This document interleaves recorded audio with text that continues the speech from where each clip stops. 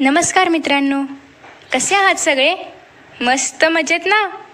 S class education bye सुहाणीमध्ये तुम्हा सर्वांचं मनापासून स्वागत आहे.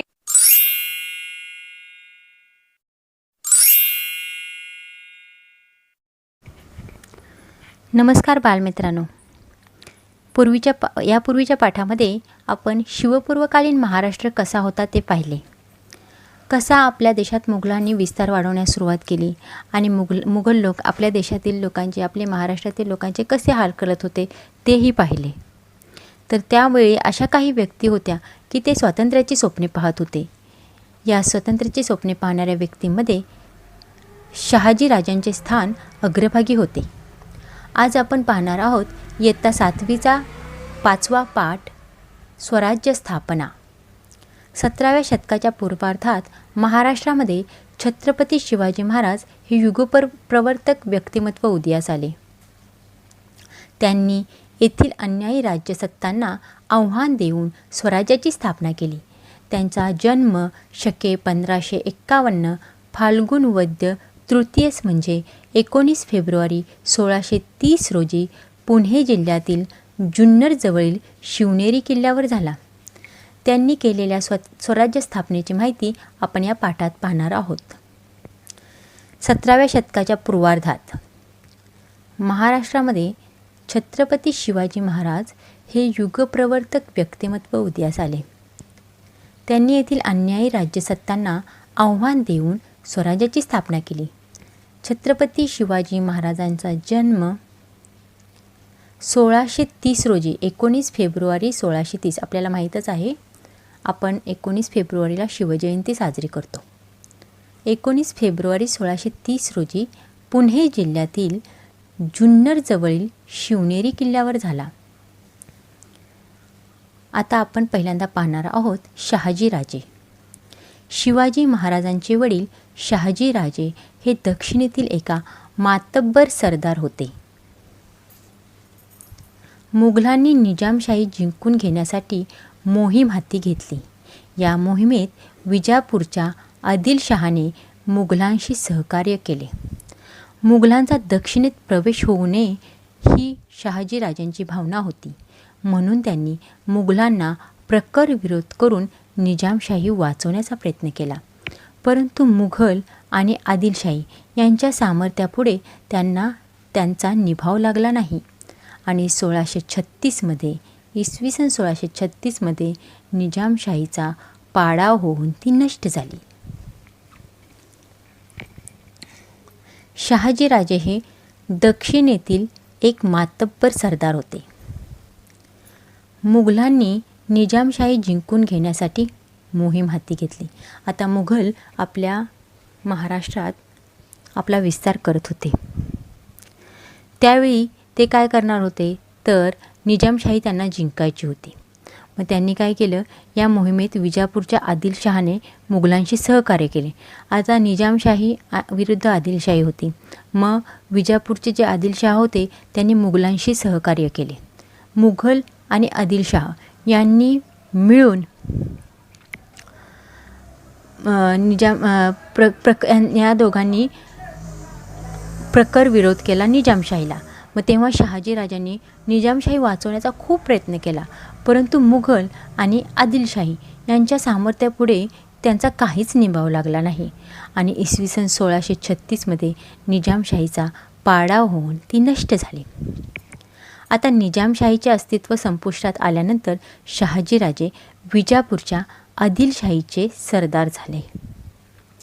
शहाजीराजांकडील भीमा, नीरा या नद्यांमधील पुणे, सुपे, इंदापूर, चाकण हे परगणे हा त्यांच्या मूळ जहागिरीचा मुलूक आदिलशहाने त्यांच्याकडेच ठेवला. निजामशाहीचे अस्तित्व संपुष्टात आल्यानंतर शहाजीराजांनी काय केलं, ते विजापूरच्या आदिलशहाचे सरदार झाले.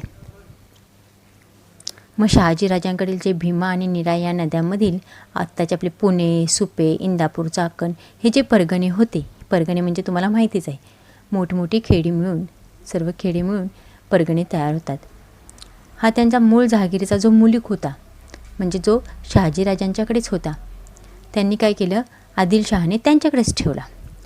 आदिलशहाकडून त्यांना कर्नाटकात बंगळूर आणि त्याच्या आसपासचा प्रदेश जहागीर म्हणून मिळाला. आणि आदिलशहाने काय केलं, कर्नाटकामधील बंगळूर आणि त्याच्या आजूबाजूचा प्रदेश जो होता तो शहाजी राजांना जहागीर म्हणून देण्यात आला. आता जहागीर म्हणजे काय? जहागीर म्हणजे एखाद्या प्रदेशाचा वसूल उपभोगण्याचा हक्क. राज्यकर्त्यांच्या सेवेमध्ये ज्यांना सरदारकी मिळे त्यांना रोख रकमेच्या स्वरूपात वेतन न देता वेतनाच्या रकमे इतके उत्पन्न महसुलातून मिळेल एवढा प्रदेश नेमून दिला जात असे. त्याला जहागीर असं म्हणत. जहागीर म्हणजे काय तर एखाद्या प्रदेशाचा वसूल उपभोगण्याचा हक्क. राजकर्त्यांच्या सेवेमध्ये ज्यांना सरदारकी मिळे, ज्यांना सरदारकी दिली जात असे, त्यांना रोख रकमेच्या स्वरूपात वेतन न देता, म्हणजे वेतन न देता तिथे जो महसूल वसूल केला जाईल त्याचे उत्पन्न मिळेल आणि एवढा प्रदेश नेमून दिला जात असे. त्याला जहागीर असे म्हणत. शहाजीराजे पराक्रमी, धैर्यशील, बुद्धिमान आणि श्रेष्ठ राजनीतिज्ञ होते. ते उत्तम धनुर्धर होते. तसेच तलवार, पट्टा, भाला चालवण्यात ते पठाईत होते. प्रजेवर ते अतिशय प्रेम करत असत. महाराष्ट्र, कर्नाटक, तामिळनाडू येथील अनेक प्रदेश त्यांनी जिंकून घेतले. दक्षिण भारतात त्यांचा मोठा दरारा होता. शिवराय आणि जिजाबाई बंगळूर येथे असताना त्यांनी शिवरायांना राजा बनण्यासाठी योग्य असे उत्तम शिक्षण देण्याची व्यवस्था केली होती. परकीय लोकांच्या सत्ता उलथवून स्वराज्य स्थापन करावे ही त्यांची स्वतःची तीव्र आकांक्षा होती. म्हणूनच त्यांना स्वराज्य संकल्पक असे म्हटले जाते.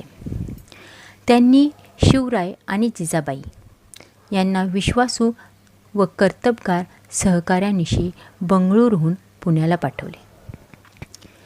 शहाजीराजे बघा, पराक्रमी, धैर्यशील, बुद्धिमान आणि श्रेष्ठ राजनीतिज्ञ होते. म्हणजे एका राजामध्ये कुठले गुण पाहिजेत ते सर्व गुण शहाजीराजांच्याकडे होते. ते उत्तम धनुर्धरही होते.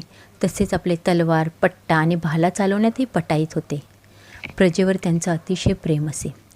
महाराष्ट्र, कर्नाटक आणि तामिळनाडू येथील अनेक प्रदेश त्यांनी जिंकून घेतले होते. दक्षिण भारतात त्यांचा मोठा दरारा होता. शिवराय आणि जिजाबाई बंगळुरू येथे असताना त्यांनी शिवरायांना राजा बनण्यासाठी योग्य असे उत्तम शिक्षण देण्याची व्यवस्था केली होती. बघा, शहाजीराजे किती दूरदृष्टीचे होते.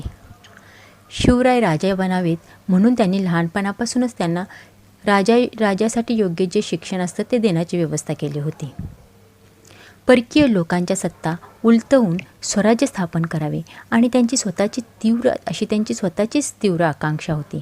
म्हणूनच त्यांना स्वराज्य संकल्पक म्हटले जाते. त्यांनी शिवराय आणि जिजाबाई यांना विश्वासू आणि कर्तबगार सहकार्यानिशी बंगळूरहून पुण्याला पाठवले. आता आपण पाहूयात वीरमाता जिजाबाई. जिजाबाई बुलढाणा जिल्ह्यातील सिंदखेड राजा येथील मातब्बर सरदार लखुजी राजे जाधव यांच्या कन्या होत. आता सध्या टी व्हीवरती स्वराज्यजननी जिजामाता ही सिरियल चालू आहे. त्याच्यामध्ये आपण वीर जिजामातांचे आपल्याला दर्शन घडते. त्यांना लहानपणीच विविध विद्यांबरोबर लष्करी शिक्षणही मिळाले होते. शहाजी महाराजांचे स्वराज्य स्थापन करण्याचे स्वप्न साकार व्हावे म्हणून त्या त्यांना प्रोत्साहन देऊन सहाय्य करत असत. त्या कर्तबगार, द्रष्ट्या राजनीतिज्ञ होत्या. स्वराज्य स्थापना करण्याच्या कार्यात त्यांनी शिवरायांना सातत्याने मार्गदर्शन केले. स्वराज्य स्थापन करण्याचे शहाजीराजांचे स्वप्न जिजाबाईंनाही माहिती होते. त्यासाठी स्वतः त्या प्रयत्न करत होत्या. जिजाबाई बुलढाणा जिल्ह्यातील सिंदखेड राजा येथील मातब्बर सरदार लखुजी राजे जाधव यांच्या कन्या होत. त्यांना लहानपणीच विविध विद्यांबरोबर लष्करी शिक्षणही मिळाले होते. म्हणजे त्यांनाही बाकीच्या सर्व विद्यांबरोबर लष्करी शिक्षणही देण्यात आले होते. शहाजी महाराजांचे स्वराज्य स्थापन करण्याचे स्वप्न साकार व्हावे म्हणून त्यांना प्रोत्साहन देऊन त्या सहाय्य करत होत्या. त्या कर्तबगार आणि द्रष्ट्या राजनीतिज्ञ होत्या. स्वराज्य स्थापना करण्याच्या कार्यात त्यांनी शिवरायाला सातत्याने मार्गदर्शन केले. प्रसंगी प्रजेचे प्रश्न सोडवण्यासाठी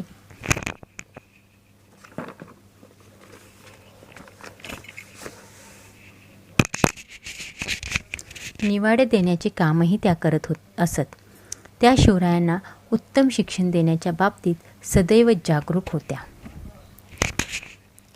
त्यांनी त्यांच्यावर शील, सत्यप्रियता, वाक्चातुर्य, दक्षता, धैर्य, निर्भयता, शस्त्रप्रयोग, विजयाकांक्षा, स्वराज्य स्वप्न इत्यादींचे संस्कार केले. एक राजा बनण्यासाठी जे गुण आवश्यक असतात ते सर्व गुण शिवाजी महाराजांमध्ये विकसित करण्याचा प्रयत्न स्वराज्य जननी जिजामाता यांनी केला. शिवरायांना उत्तम शिक्षण देण्याच्या बाबतीत त्या सदैव जागरूक होत्या. त्यांनी त्यांच्यावरती शील, सत्यप्रियता, वाक्चातुर्य, दक्षता, धैर्य, निर्भयता, शस्त्रप्रयोग, विजयाकांक्षा, स्वराज्य स्वप्न इत्यादींचे संस्कार केले. आता आपण पाहूयात शिवरायांचे सहकारी.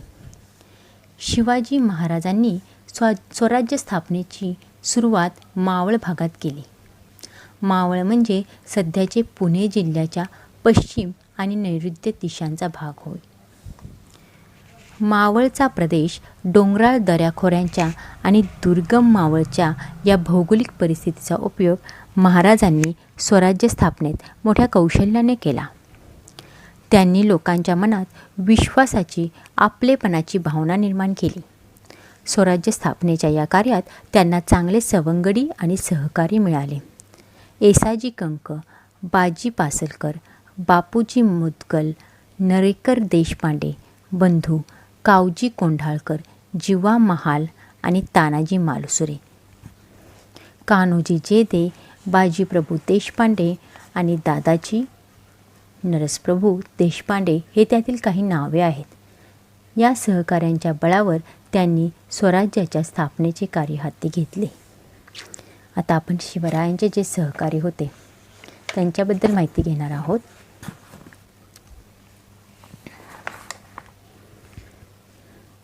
शिवाजी महाराजांनी स्वराज्य स्थापनेची सुरुवात मावळ भागात केली. मावळ म्हणजे सध्याचा पुणे जिल्ह्याचा पश्चिम आणि नैऋत्य दिशांचा भाग होय. मावळचा प्रदेश डोंगराळ दऱ्याखोऱ्यांचा दुर्गम असा होता. मावळच्या या भौगोलिक परिस्थितीचा उपयोग महाराजांनी स्वराज्य स्थापनेत मोठ्या कौशल्याने केला. त्यांनी लोकांच्या मनात विश्वासाची, आपलेपणाची भावना निर्माण केली. स्वराज्य स्थापनेच्या या कार्यात त्यांना चांगले सवंगडी आणि सहकारी मिळाले. येसाजी कंक, बाजी पासलकर, बापूजी मुदगल, नरेकर देशपांडे बंधू, कावजी कोंढाळकर, जीवा महाल, तानाजी मालुसरे, कान्होजी जेदे, बाजीप्रभू देशपांडे, दादाजी नरसप्रभू देशपांडे ही त्यातील काही नावं आहेत. ही नावं आपण पाहिलीच आहेत. या सहकाऱ्यांच्या बळावर त्यांनी स्वराज्य स्थापनेचे कार्य हाती घेतले. आता आपण 12 मावळ म्हणजे काय ते बघूया. पवन मावळ, हिरडस मावळ, गुंजन मावळ, पौड खोरे, मुठे खोरे, मुसे खोरे, कानत खोरे, वेळवंड खोरे, रोहिड खोरे, अंदर मावळ, नाणे मावळ आणि कोरबारसे मावळ. शिवाजी महाराजांच्या पुणे जहागिरीतील सह्याद्रीच्या कुशीत असलेला प्रदेश म्हणजेच मावळ खोरे होय. यांना 12 मावळ असेही म्हणतात. शिवाजी महाराजांची जी पुणे जहागीर होती म्हणजे सह्याद्रीच्या कुशीत असलेला प्रदेश म्हणजेच मावळ खोरे होय. यांनाच 12 मावळ असेही म्हणतात. 12 मावळची नावं आपण आत्ताच पाहिली. जीवा महाला, तानाजी मालुसरे, बाजीप्रभू देशपांडे या शिवरायांच्या सहकार्याविषयी तुम्ही अधिक माहिती मिळवाच. आता इथे आपण पाहत आहोत शिवाजी महाराजांची राजमुद्रा. स्वराज्य स्थापनेमागील शिवाजी महाराजांचे ध्येय त्यांच्या राजमुद्रेवरून स्पष्ट होते. या राजमुद्रेवर पुढील संस्कृत ओळी कोरलेल्या आहेत. प्रतिपच्चंद्रलेखेव वर्धिष्णुर्विश्ववंदिता शाहसुनो शिवशैषा मुद्रा भद्राय राजते. राजमुद्रेचा अर्थ आपण आता पाहूया. शहाजीचा पुत्र शिवाजी याची प्रतिपदेच्या चंद्रकोरीप्रमाणे वाढत जाणारी आणि जिला सर्व विश्वाने वंदन केले आहे अशी ही मुद्रा, जी प्रजेच्या कल्याणासाठी अधिराज्य गाजवते, शोभून दिसते.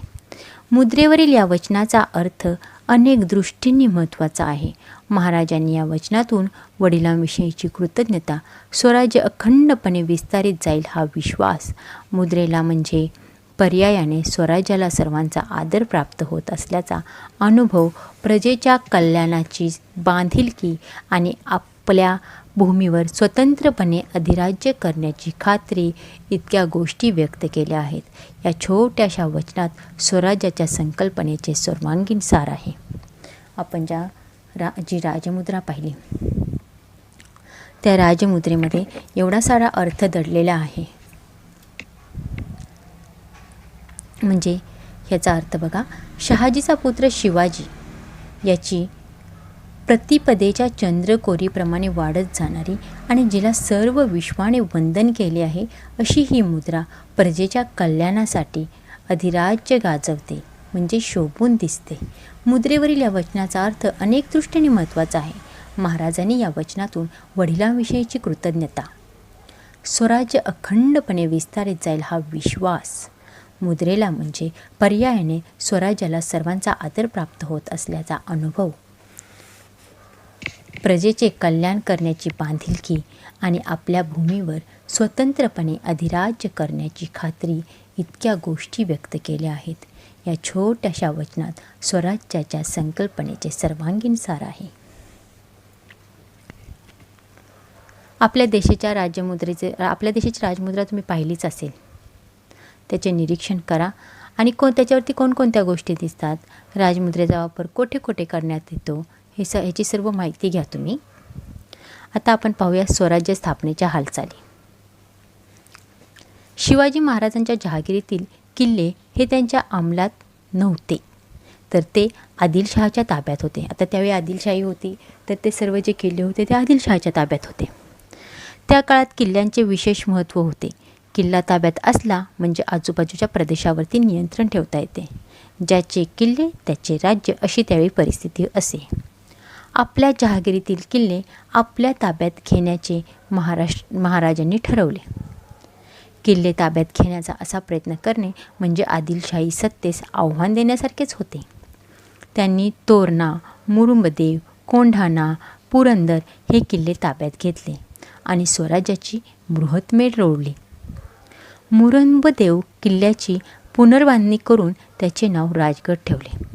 राजगड ही स्वराज्याची पहिली राजधानी होती. तुम्हाला माहीतच आहे, राजगड ही स्वराज्याची पहिली राजधानी होती. पण राजगडचे पूर्वीचे नाव होते मुरुंबदेव किल्ला. आता शिवाजी महाराजांनी स्वराज्य स्थापनेच्या हालचाली सुरू केल्या. सुरुवातीला शिवाजी महाराजांच्या जहागिरीत जे किल्ले होते ते सर्व आदिलशाहीच्या ताब्यात होते. आता स्वराज्य स्थापना करायची म्हटली तर पहिल्यांदा सर्व किल्ले आपल्या ताब्यात पाहिजेत हे शिवरायांनी ओळखले. म्हणून त्यांनी काय केलं, त्यावेळी कसं होतं, किल्ला ताब्यात असला म्हणजे आजूबाजूच्या प्रदेशावरती नियंत्रण ठेवता येते. म्हणजेच ज्याचे किल्ले त्याचे राज्य, अशी परिस्थिती त्यावेळी होती. आपल्या जहागिरीतील किल्ले आपल्या ताब्यात घेण्याचे महाराजांनी ठरवलेच. किल्ले ताब्यात घेण्याचा असा प्रयत्न करणे म्हणजे आदिलशाही सत्तेस आव्हानच देण्यासारखे होते आणि हे आव्हान शिवाजी महाराजांनी स्वीकारले. त्यांनी तोरणा, मुरुंबदेव, कोंढाणा, पुरंदर हे किल्ले ताब्यात घेतले आणि स्वराज्याची बृहत्मेढ रोवली. पहिल्यांदा त्यांनी काय केलं, तोरणा, मुरुंबदेव, कोंढाणा, पुरंदर हे किल्ले ताब्यात घेतले. आता मुरुंबदेव किल्ल्याची पुनर्बांधणी करून त्याचे नाव राजगड ठेवण्यात आले आणि राजगड ही स्वराज्याची पहिली राजधानी होती. इथे राजगडाचे आपल्याला चित्रही दाखवले आहे. आदिलशाहीमध्ये जावळीचे मोरे, मुधळचे घोरपडे आणि सावंतवाडीचे सावंत इत्यादी सरदार होते. म्हणजे आपलेच लोक आदिलशाहीमध्ये सरदार होते. स्वराज्य स्थापनेच्या कार्यास त्यांचा विरोध होता. आपल्याच लोकांच्या आपल्या स्वराज्य स्थापनेत विरोध होता. या सरदारांचा बंदोबस्त करणे हे स्वराज्य स्थापनेसाठी आवश्यक होते. आता जे हे आपले लोक होते जावळीचे मोरे, मुधोळचे घोरपडे, सावंतवाडीचे सावंत इत्यादी जे सरदार होते ते आदिलशाहीमध्ये होते. आता ते शिवाजी महाराजांना या स्वराज्य स्थापनेच्या कार्यात काय करायचे, अडथळा निर्माण करायचे. मग शिवाजी महाराजांनी ओळखले की या सरदारांचा बंदोबस्त करणे हे स्वराज्य स्थापनेसाठी आवश्यक होते. आता जावळीचा ताबा. सातारा जिल्ह्यातील जावळी या ठिकाणी चंद्रराव मोरे हा आदिलशाहीतील मातब्बर सरदार होता. जावळी हे सातारा जिल्ह्यामध्ये येतं आणि त्यावेळी काय झालेलं,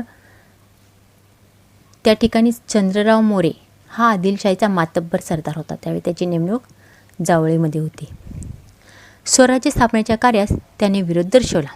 तेव्हा इसवी सन 1656मध्ये शिवाजी महाराजांनी जावळीवर स्वारी करून तो प्रदेश जिंकून घेतला.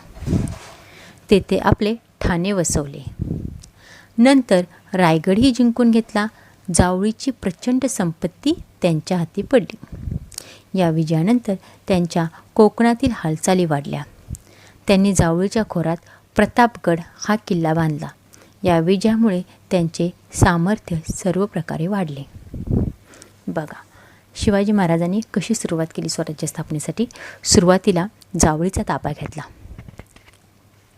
जावळीचा ताबा घेत असताना त्यांनी काय केलं, चंद्रराव मोरे हा जो आदिलशाहीचा मातब्बर सरदार होता तो जावळीमध्ये होता. त्यावेळी त्याची नेमणूक तिथे होती. त्यावेळी स्वराज्य स्थापनेच्या कार्यास त्यांनी विरोध दर्शवला. तेव्हा इसवी सन 1656मध्ये शिवाजी महाराजांनी जावळीवरती स्वारी करून तो प्रदेश जिंकून घेतला आणि तिथे आपले ठाणे वसवले. आणि नंतर त्यांनी काय केलं, रायगडही जिंकून घेतला. जावळीची जी प्रचंड संपत्ती होती ती महाराजांच्या हाती पडली. या विजयानंतर त्यांनी काय केलं, कोकणातील हालचाली वाढवल्या आणि त्यांनी जावळीच्या खोऱ्यात प्रतापगड हा किल्ला बांधला. या विजयामुळे त्यांचे सामर्थ्य सर्व प्रकारे वाढले. शिवाजी महाराजांनी यानंतर काय केलं, कल्याण, भिवंडी ही ठिकाणी जिंकून घेतली. त्यामुळे पश्चिम किनारपट्टीवरील सिद्धी, पोर्तुगीज, इंग्रज या सत्यांशी त्यांचा संबंध आला. म्हणजे त्यांनी ज्यावेळी कल्याण, भिवंडी ही ठिकाणी जिंकली त्यावेळी या परकीय सत्ता ज्या होत्या, सिद्धी, पोर्तुगीज, इंग्रज यांच्याशी त्यांचा संबंध आला. या सत्तांशी त्यांना संघर्ष करायचा असेल तर त्या आपल्याला प्रबळ असे आरमार उभारले पाहिजे हे त्यांच्या लक्षात आले आणि त्यामुळे त्यांनी आरमार उभारणीकडे लक्ष दिले. बघा, त्या काळी परकीय सत्ता आपल्या देशात होत्या. कुठल्या तर सिद्धी, पोर्तुगीज, इंग्रज यांचे सैन्य प्रबळ असायचे. मग ह्या सत्यांशी जर आपल्याला युद्ध करायचे असेल, संघर्ष करायचे असेल तर आपल्याकडे प्रबळ आरमार पाहिजे हे त्यांच्या लक्षात आले. म्हणून शिवरायांनी आरमार उभारणीकडे लक्ष दिले. आता आपण पाहूया अफजल खानाचे पारिपत्य. शिवाजी महाराजांनी आपल्या जहागिरीतील आणि आसपासच्या आदिलशाही प्रदेशातील किल्ले घेण्यास सुरुवात केली. जावळीच्या मोऱ्यांचा विरोध मोडून काढला. जावळीचे चंद्रराव मोरे होते, त्यांचा विरोध मोडून काढला आणि कोकण किनारपट्टीवरील स्वराज्य स्थापनेच्या कार्यास गती मिळाली. या सर्व गोष्टी हे आदिलशाहीचे आव्हान होते. यावेळी आदिलशाहीचा कारभार बडी साहेबीन पाहत होत्या. शिवाजी महाराजांचा बंदोबस्त केला पाहिजे असे तिला वाटत होते. म्हणून तिने आदिलशाहीतील अफजल खान या बलाढ्य आणि अनुभवी सरदारास शिवाजी महाराजांवर चालून जाण्यास सांगितले. अफजल खानाचे परिपत्य. शिवाजी महाराजांनी आपल्या जहागिरीतील आणि आसपासच्या आदिलशाही प्रदेशातील किल्ले घेण्यास सुरुवात केली, आपण पाहिलंच. आणि जावळीचे जे चंद्रराव मोरे होते त्यांचाही विरोध मोडून काढला आणि जावळी जिंकून घेतली त्यावेळी शिवाजी महाराजांनी. नंतर ते कोकण किनारपट्टीवरती स्वराज्य स्थापनेच्या कार्यास त्यांना गती मिळाली. ही गोष्ट आदिलशाहीस आव्हान होते. यावेळी आदिलशाहीचा कारभार कोण पाहत होतं तर बडे साहेबीन. शिवाजी महाराजांचा बंदोबस्त केला पाहिजे असं तिला वाटू लागलं. बडी साहेबीन जी होती आदिलशाहीचा कारभार पाहत होती ती. म्हणून तिने काय केलं, आदिलशाहीतील अफजल खान या बलाढ्य आणि अनुभवी सरदारास शिवाजी महाराजांवरती चालून जाण्यास सांगितले. अफजल खान विजापूरहून वाई येथे आला. त्यासाठी अफजल खान काय झालं, विजापूरहून वाई येथे आला आणि त्याला वाई प्रांताची चांगली माहिती होती. वाईजवळील प्रतापगड किल्ल्याच्या पायथ्याशी शिवाजी महाराज आणि अफजल खान याची 10 नोव्हेंबर 1659 रोजी भेट झाली. 10 नोव्हेंबर 1659 रोजी अफजल खान आणि शिवाजी महाराज यांची भेट झाली प्रतापगडाच्या पायथ्याशी. या भेटीत अफजल खानाने महाराजांना दगाफटक्या करण्याचा प्रयत्न केला. त्यामुळे महाराजांनी त्याला ठार मारले आणि आदिलशाही सैन्याचे पारिपत्य केले. अफजल खानाच्या वधानंतर महाराजांनी लढाईतील जखमी सैनिकांना भरपाई दिली. ज्यांनी या लढाईत चांगली कामगिरी केली त्यांना बक्षिसे दिली. अफजल खानाच्या सैन्यातील जे सैनिक व अधिकारी त्यांच्या सैन्याच्या हाती लागले त्यांना त्यांनी चांगली वागणूक दिली. अफजल खानातील जे सैन्य होतं, अफजल खानाचा मृत्यू झाल्यानंतर त्यांनी जे सैनिक त्यांच्या हाती लागले त्यांना चांगली वागणूक दिली. आता सिद्दी जोहरची स्वारी. अफजल खानाच्या परिपत्यानंतर महाराजांनी आदिलशाहीतील वसंतगड, पन्हाळा, खेळणा हे किल्ले जिंकून घेतले. आपण पाहत आहोत महाराजांनी कसे एका पाठोपाठ किल्ले जिंकून घेतले आहेत ते. आदिलशाहीतील नंतर महाराजांनी वसंतगड, पन्हाळा, खेळणा हे किल्ले जिंकून घेतले. खेळणा किल्ल्यास त्यांनी विशाळगड असे नाव दिले. बघा, खेळणा किल्ल्यास त्यांनी विशाळगड हे नाव दिले. महाराजांचा बंदोबस्त करण्यासाठी आदिलशहाने 1660 सिद्दी जोहर या कर्नूल प्रांताच्या सरदारास महाराजांवर चालून जाण्यास सांगितले. आता परत महाराजांचा बंदोबस्त करण्यासाठी आदिलशहाने काय केलं? 1660 सिद्दी जोहर माहीतच आहे तुम्हाला. या कर्नूल प्रांताचा तो सरदार होता. त्यावेळी त्याला महाराजांच्यावरती चालून जाण्यास सांगितले. त्याला सलाबत खान असा किताब दिला आणि सिद्दी जोहरच्या मदतीस रुस्तुम-ई-जमान, बाजी घोरपडे आणि अफजल खानाचा मुलगा फाजल खान हेही होते. ज्यावेळी सिद्दी जोहरला महाराजांच्यावरती चालून जाण्यास सांगितलं तेव्हा त्याच्या मदतीला कोण कोण होतं? रुस्तुम-ई-जमान, बाजी घोरपडे आणि अफजल खानाचा मुलगा फाजल खान. या परिस्थितीत शिवाजी महाराजांनी पन्हाळा किल्ल्यावर आश्रय घेतला. सुमारे 5 महिने सिद्दीच्या सैनिकांचा पन्हाळ्यास वेढा पडला होता. वेढ्यातून बाहेर पडणे महाराजांना कठीण झाले होते. नेताजी पालकरने बाहेरून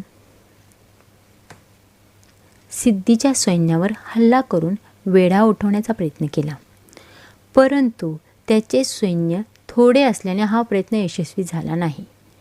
सिद्दी वेढा उठवेल अशी चिन्हे दिसत नव्हती, म्हणून महाराजांनी सिद्दीशी बोलणी सुरू केली. त्यामुळे सिद्दीने पन्हाळगडास दिलेल्या वेढ्यामध्ये शिथिलता निर्माण केली. या शिथिलतेचा फायदा महाराजांना झाला.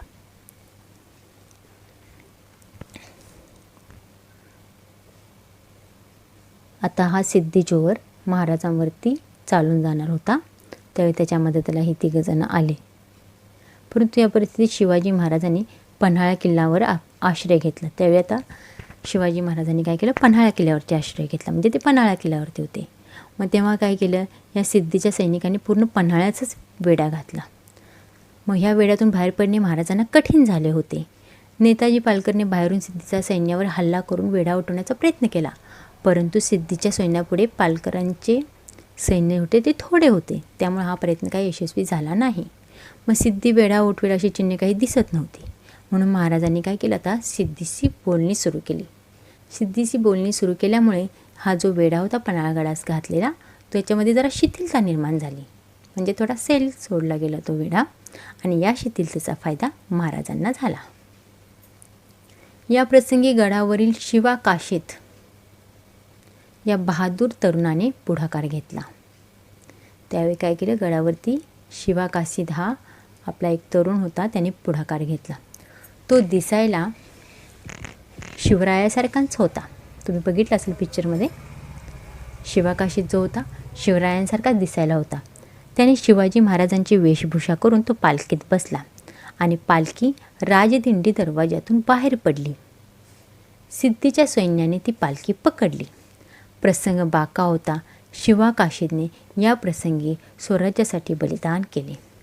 दरम्यान शिवाजी महाराज दुसऱ्या अवघड वाटेने गडाबाहेर पडले आणि त्यांच्यासोबत बाजीप्रभू देशपांडे आणि बादल देशमुख यांच्यासह निवडक सैनिक होते. शिवा काशीद हा शिवरायांसारखाच हुबेहूब दिसायचा, म्हणून त्यांनी काय केलं, तो स्वतः शिवाजी महाराजांचा वेशभूषा करून पालखीत बसला आणि पालखी राजदिंडी दरवाजातून बाहेर पडली. सिद्धीच्या सैन्याने ती पालखी पकडली. प्रसंग बाका होता. शिवा काशीदने या प्रसंगी स्वराज्यासाठी आपले बलिदान दिले. दरम्यान त्यावेळी त्या काळात काय केलं, शिवाजी महाराज दुसऱ्या अवघड वाटेने गडाबाहेर पडले आणि त्यांच्यासोबत त्यावेळी कोण कोण होतं, बाजीप्रभू देशपांडे आणि बादल देशमुख आणि थोडं काहीतरी निवडक सैनिक होते. शिवाजी महाराज पन्हाळागडाच्या वेढेतून बाहेर पडून विशाळगडाकडे निघाले. ही बातमी सिद्धीस समजली. त्याच्या सैन्याने त्यांचा पाठलाग केला. शिवरायांनी सिद्धीच्या सैन्यास विशाळगडच्या पायथ्याजवळ थोपवण्याची जबाबदारी बाजीप्रभू देशपांडे यांच्याकडे सोपवली. आता ह्या सिद्धीला समजलं की शिवराय विशाळगडाच्या वेढ्यातून विशाळगडाकडे निघाले आहेत, पन्हाळगडाच्या वेढ्यातून बाहेर पडून विशाळगडाकडे निघाले आहेत. मग ही बातमी समजल्यानंतर सिद्धी गप्प बसला नाही. त्याने काय केला, त्या सैन्याचा पाठलाग केला. शिवरायांनी सिद्धीच्या सैन्यास विशाळगडाच्या पायथ्याजवळ थोपवण्याची जबाबदारी काय केलं, बाजीप्रभू देशपांडे यांच्यावरती सोपवली. बाजीप्रभू देशपांडे यांनी गजापूर जवळील घोडखिंडीत सिद्धीच्या सैन्यास अडवले. बाजीप्रभूने पराक्रमाची शर्त केली, परंतु या संघर्षात त्याला वीरमरण आले. त्यांच्या सैन्याने सिद्धीच्या सैन्याला थोपवून धरल्यामुळे महाराजांना विशाळगडाकडे कूच करणे शक्य झाले. विशाळगडाकडे जाताना त्यांनी पालवनचे दळवी आणि श्रंगारपूरचे सुर्वे या आदिलशाही सरदारांचा विरोधही मोडून काढला. त्यानंतर शिवाजी महाराज विशाळगडाकडे सुखरूप पोचले. बाजीप्रभू देशपांडे यांनी त्यावेळी फार मोठी कामगिरी लढवली. त्यावेळी त्यांनी काय केलं, सिद्धीच्या सैन्यास गजापूर जवळील घोडखिंडीत अडवून धरले. त्यांनी स्वतः पराक्रमाची शर्त केली, परंतु या संघर्षात बाजीप्रभू यांना वीरमरण आले. त्यांच्या सैन्याने सिद्धीच्या सैन्याला थोपवून धरल्यामुळे महाराजांना विशाळगडाकडे कूच करणे शक्य झाले. परंतु तरीही विशाळगडाकडे जाताना त्यांना पालवनचे दळवी आणि शृंगारपूरचे सुर्वे या आदिलशाही सरदारांचा विरोध मोडून काढला. आता हे पालवनचे दळवी आणि शृंगारपूरचे सुर्वे हे आपलेच लोक होते, पण ते आदिलशाही सरदार होते. त्यामुळे त्यांनी शिवाजी महाराजांना विशाळगडाकडे जाताना विरोध केला. मग त्यांना हा विशाळगडाकडे जाताना जो विरोध होता या सरदारांचा, तोही मोडून काढावा लागला आणि त्यानंतर शिवाजी महाराज विशाळगडावरती सुखरूप पोचले. महाराज पन्हाळगडाच्या वेढ्यात अडकले होते. त्याचवेळी दिल्लीच्या तख्त्यावर आलेल्या औरंगजेब बादशहाने मुघल सरदार शाहिस्तेखान यास दक्षिणेस पाठवले. त्याने पुणे प्रांतावर स्वारी केलेली होती. त्यावेळी शिवाजी महाराजांचा आदिलशाहीशीही संघर्ष चालू होता. अशा परिस्थितीत दोन शत्रूबरोबर एकाच वेळी लढणे ही गोष्ट बरोबर होणार नाही, हे शिवाजी महाराजांच्या लक्षात आले. त्यामुळे विशाळगडावर पोहोचल्यानंतर त्यांनी आदिलशहाबरोबर तह केला. या तहानुसार पन्हाळा किल्ला परत करावा लागला आणि येथे शिवाजी महाराजांच्या स्वराज्य स्थापनेचा एक टप्पा पूर्ण झाला. महाराज जेव्हा पन्हाळगडाच्या वेढ्यातून अडकले होते तेव्हा काय झालं होतं, तर दिल्लीच्या तख्त्यावरती औरंगजेब बादशाह होता. त्या औरंगजेब बादशहाने काय केलं, मुघल सरदार शाहिस्तेखान यास दक्षिणेत पाठवले. त्याने पुणे प्रांतावर स्वारी केलेली होती. त्यावेळी शिवाजी महाराजांचा आदिलशाहीशी संघर्ष चालू होता.